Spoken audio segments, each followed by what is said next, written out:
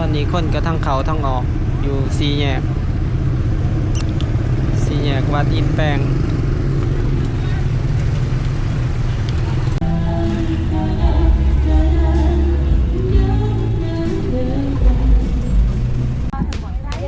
เดี๋ยวถาเบิ่งบังไฟพญานาคทุกคนที่มีบังไฟพญานาคขึ้นบ่อยู่นี่ทุกคนตอนนี้เฮาอยู่ที่ถนน300,000 ไทยเนาะเขตสีหอมทุกคนมื้อนี้ก็เป็นมื้อ15 ค่ำเดือน11เนาะมื้อนี้วันที่7 ตุลามื้อนี้สิพาทุกคนออกไปเบิ่งบังไฟพญานาคทุกคนสิไปทางเกาหลีเอาพุ่นเนาะมื้อนี้สิพาทุกคนออกไปเบิ่งแถวแคมป์น้ำไก่กับดอนชิงสู่มื้อนี้นี่ก็เป็นบรรยากาศการจราจรอยู่ในเขตสีหอม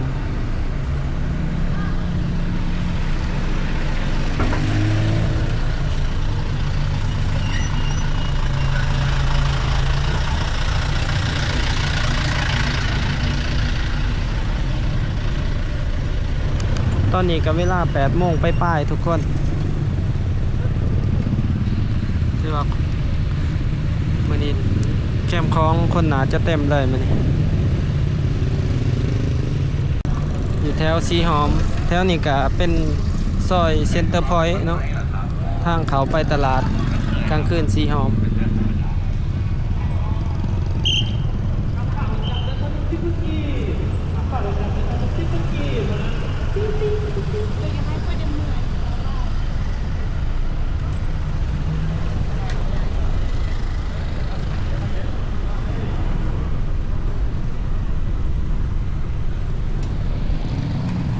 ถ้าสิเทียบปีนี้กับแต่ละปี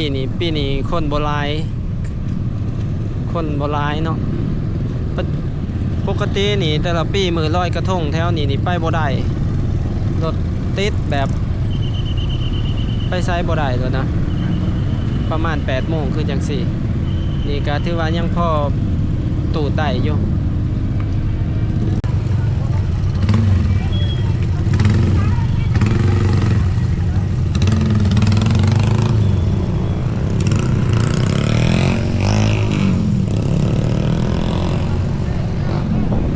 เต็มเลยรถ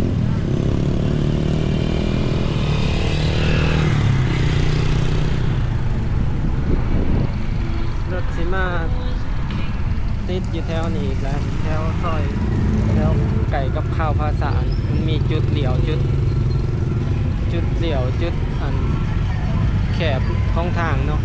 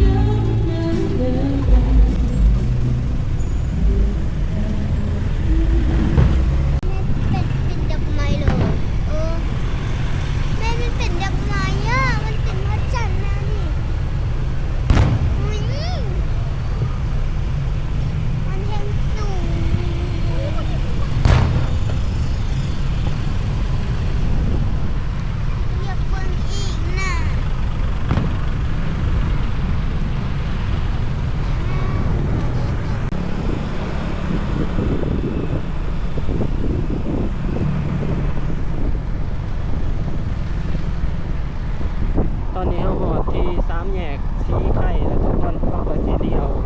สายออกไปทางเกาเหลียวเนาะ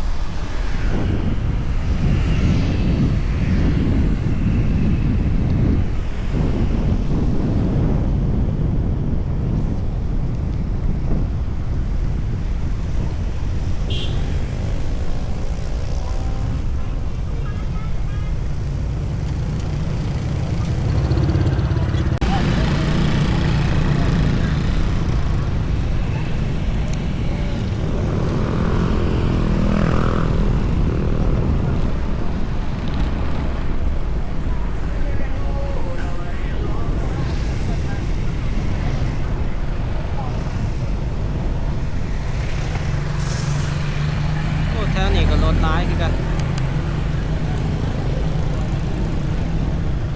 แถวนี้มันก็มีทาลงไปลอยกระทงนั่นเขาจะไปลอยกระทงอยู่แคมป์น้ำโอ้รถกู้ภัย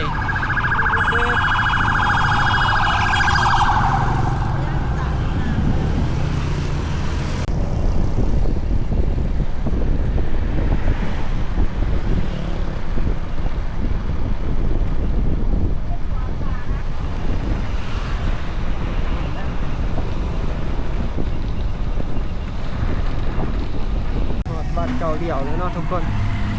โอ้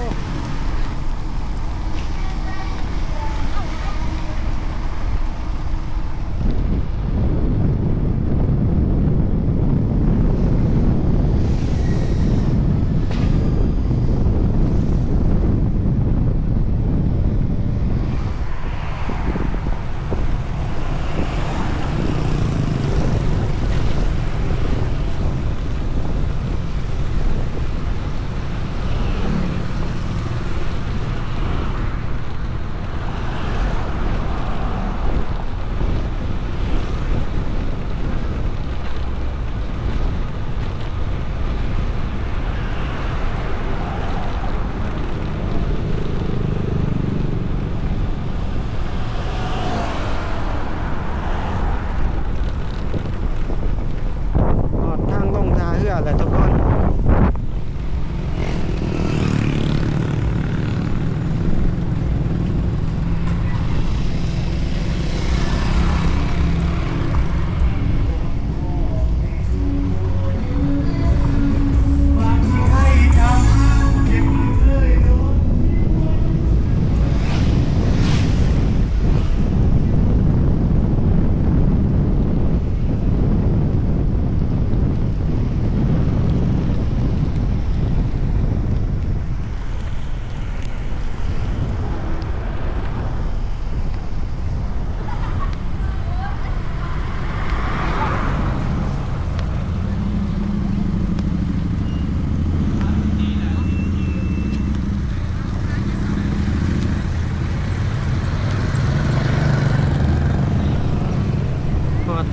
ทางลงทาเหือเกาเหลี่ยว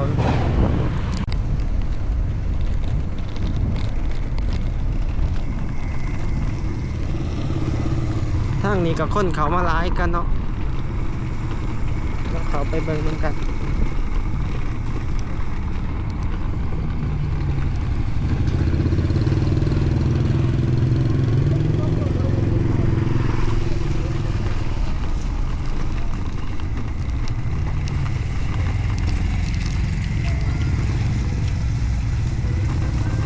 ป้าอยู่นี่คนร้ายเลยทุกคนคนร้ายเลยบอลทางลงทาเหืออยู่นี่ก็มีห่านปิกนิกเนาะห่านชินจุ่ม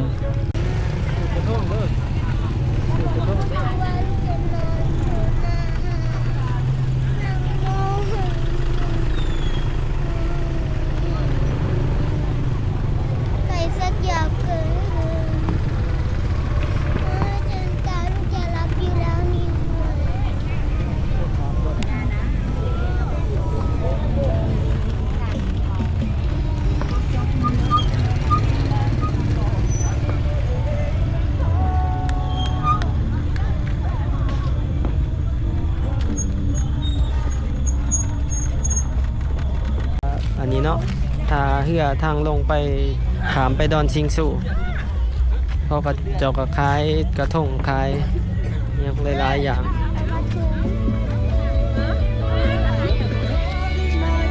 ต้องหาตัวหน่อยหากระทงหน่อย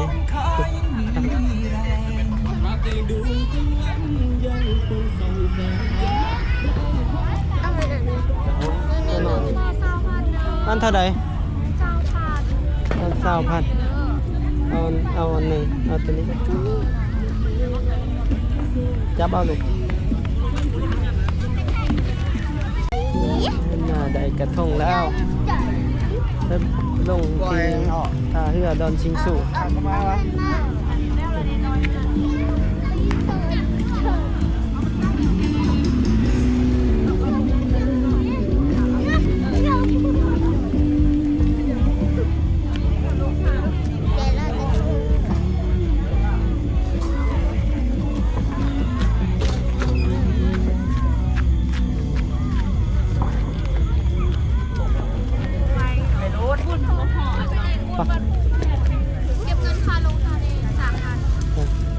อันโต๊ะบอนฝากรถเขาบริเฮ็ดฝากรถบ่ก็มีแต่จอดเลยบ่จอดไว้ให้เลยว่าเป็นอย่างนี้เก็บขึ้นให้ได้ดูแป้งเล็กหน่อยก็เชื่อว่ะโอ้โหคุณเนาะทางนั้นบอนบุญท่าเรือวัดจันทร์นี่เขาจะปล่อยอันนี้เนาะอยู่นี่จะลอยกระทงอยู่นี่เขาจะเก็บค่า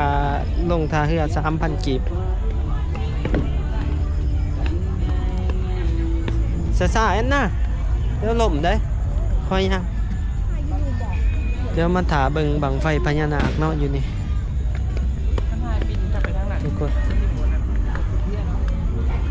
นี่เข้ากันมากับแอนนาอีกเทื่อนึง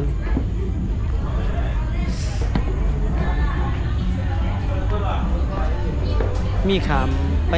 ทาเหืออีกวะน้าพี่นะ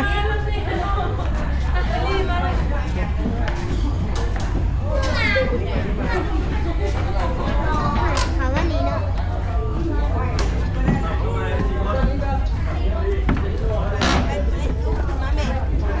นั่นแหละวันนี้คนผลาดมาก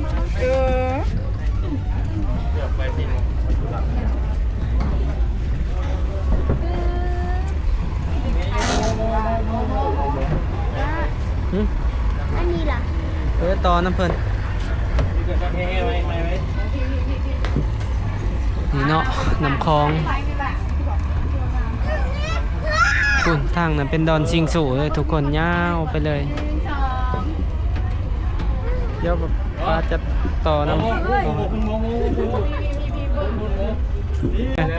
ขอให้สุขภาพแข็งแรงนะขอเจ็บเศร้าไข่เด้อความเจ็บความไข้ลอยไปกับกระทงความสุขบดีลอยไปกับกระทงปะหลักกันอยู่ไปนี่ไปละมาเลยยาไปเองกันดอกกระทงกับกระทงโมเดี๋ยวถาเบิ่งบังไฟพญานาคทุกคนที่มีบังไฟพญานาคขึ้นบ่อยู่นี่เพราะว่าอยู่ทางฝั่งเบื้องนั้นจะมีความเชื่อเรื่องพญานาคเนาะทุกคน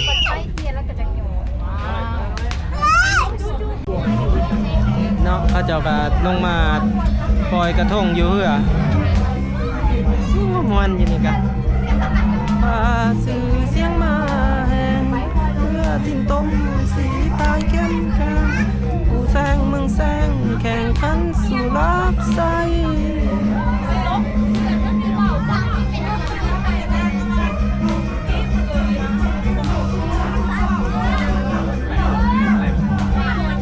ปล่อยกระทง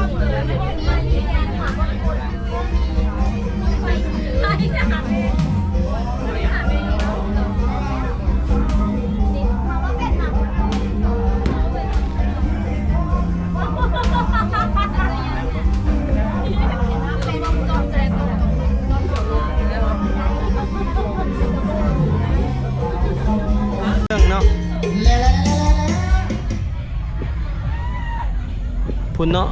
งานบุญสงเหือทาวัดจันทร์พูนอยู่ใกล้ๆพุ่นที่เฮาแนมเห็น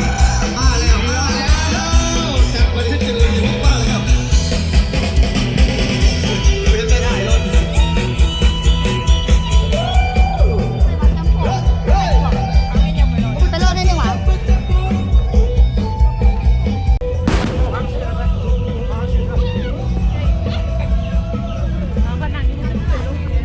กระโปรงยังกระโปรงลอยกระทงเอาเทียนใส่แล้วก็ลอย ถ้าลูกไม่ซื้อคันด้วย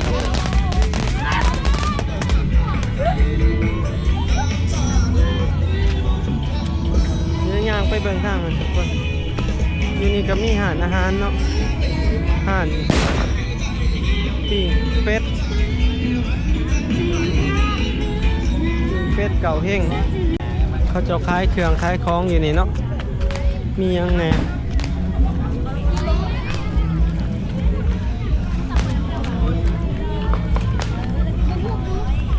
อยู่นี่ก็คือสิบ่มีบังไฟพญานาคขึ้นเนาะเพราะว่าเป็นวุ่นๆเนาะคันเฮาสิเบิ่งบังไฟพญานาคก็ต้องเบิ่งบอนจุดเงียบๆเนาะคือเขาจะไปเลาะเบิ่งนี่ก็พาทุกคนมาเบิ่งอีกมุมหนึ่งของเวียงจันทน์เนาะ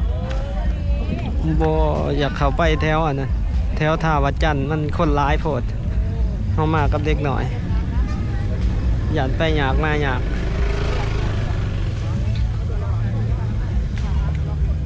โอ้บอลนี่ก็เป็นท่าลง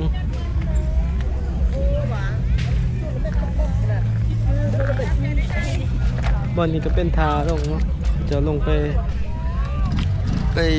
ลอยกระทงกินปะ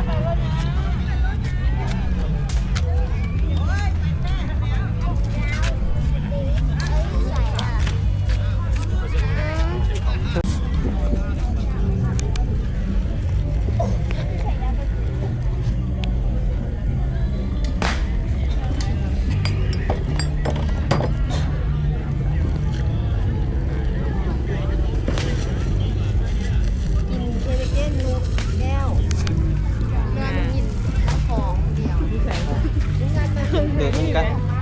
เอารถปะนี่เดี๋ยวสิพาทุกคนไปเบิ่งทางเมื่อเนาะคันคนร้ายกับสิพาทุกคนแวะเขาไปที่ทาวัดจันทร์เขาไปเบิ่งน้อยหนึ่งเนาะก็สิประมาณนี้ทุกคนสำหรับในเขตนี้เนาะทาเหือทางลงไปดอนซิงชูถือว่าเป็นดอนใหญ่ในเวียงจันทน์เนาะแถวเก่าเหลียวเข้ามานี่เดี๋ยวไปเบิ่งกันอีกหน่อยหนึ่งทางเมื่อแถวทาวัดจันทร์ร้าย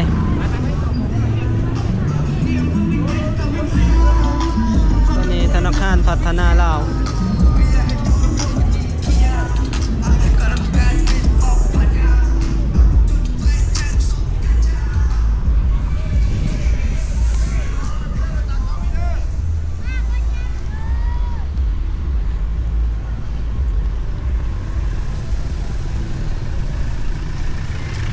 คนกำลังลังกลับเนาะตอนนี้คนบ่อยู่ด้นปานใดลอยกระทงแล้วเขาก็เริ่มกลับ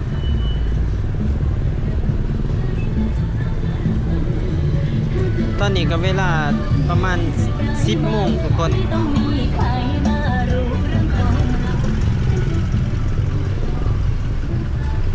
ข้างหน้าเขาก็เป็น4 แยกวัดอินแปลง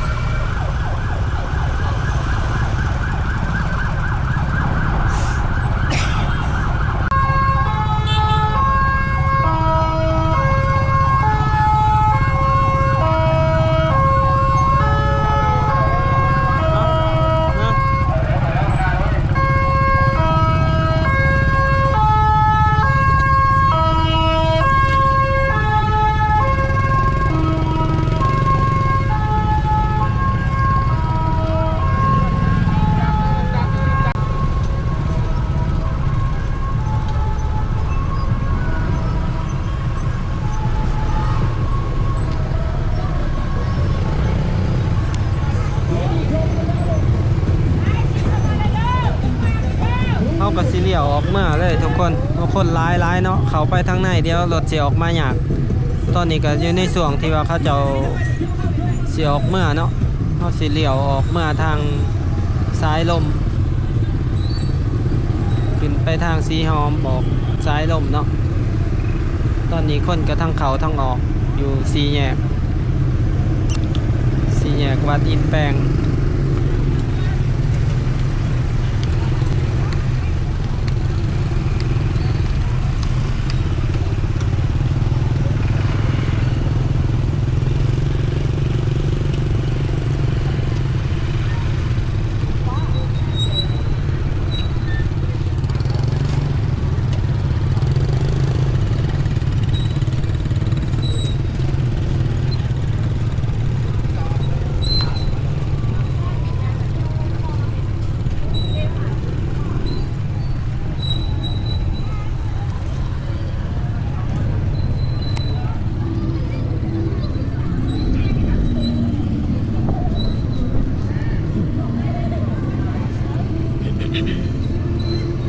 ทางขวามือเขาก็ทางเขาไป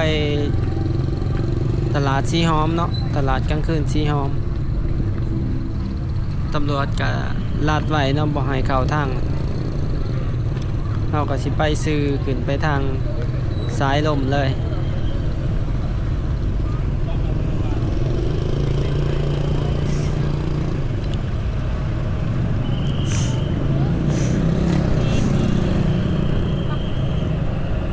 ทุกคนสำหรับในคลิปนี้ก็สิมีอยู่ประมาณนี้เด้อสำหรับการพาเบิงพาชมมือลอยกระทงเนาะ